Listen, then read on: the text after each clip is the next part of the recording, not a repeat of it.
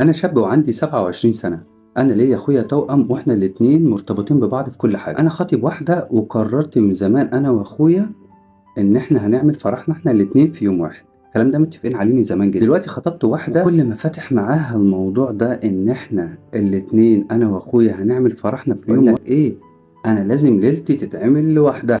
أنا عايزة قاعة لوحدي وعايزة فرح لوحدي. أنا محروج من أخويا، يعني أنا لو قلت لأهلي وأخويا حاجة زي دي هيقولوا عليا كلام مفيش داعي ان انا اقوله، وفي نفس الوقت هيقولوا ان هي مشت كلامها عليا، اللي هو انا حاسس كمان ان تصرفاتها دي بتدل ان من البدايه ان كده هتتدخل في تفاصيل حياتنا.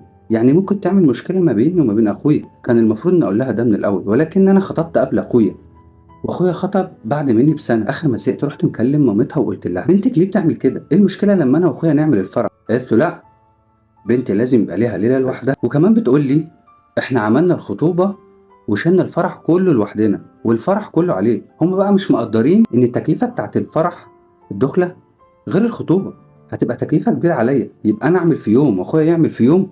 لا طبعا، اكيد انا مش هقبل بحاجه زي دي. فاللي انا بقى بفكر فيه عشان خاطر انا حاسس ان انا خلاص ابتديت ان انا لا لازم افركش، قلت ان انا ابعت لحضرتك على لينك الصراحه عشان حضرتك تقول لي والناس اللي عندك تفيدني، هل هي كده فعلا ابتدت تتدخل او بعد كده هلاقي منها عقوبات ان ممكن تتدخل في تفاصيل حياتنا، وفي نفس الوقت ممكن يتقال عليا ان هي بتمشي كلامها عليا. خلينا في البدايه نصلي على النبي صلى الله عليه وسلم.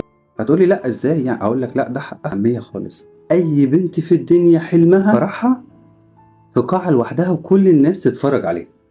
ده حلم اي بنت بمنتهى البساطه جدا. ان انت كنت بتقول ان انت ما قلتلهاش ده من البدايه، ولكن انت كنت المفروض تقول لها من البدايه، لان اكيد هيجي في يوم من الايام اخوك هيخطب وانت بتقول ان انت متفق من زمان، فدي غلطتك. برضه في ممكن ناس تعارضني وانا ما عنديش اي مشكله في وجهات النظر. في وجهه نظري بجزئيه حماتك، هي لان هم شالوا الخطوبه كامله، فده المفروض عليك اهلك يقولوا ان هي بتمشي كلامها عليك او تسمع كلام بايخ، فللاسف انت اللي حطيت نفسك في الموقف ده. بلاش يا سيدي، خلينا نقول خطيبة اخوك هي اللي معاها نفس الموقف ده. يا ترى اخوك هيقول لك ايه؟ حاول على قد ما تقدر ان انت تشوف حل وسط عشان خاطر ما تخسرش الدنيا. وده كان رأيي.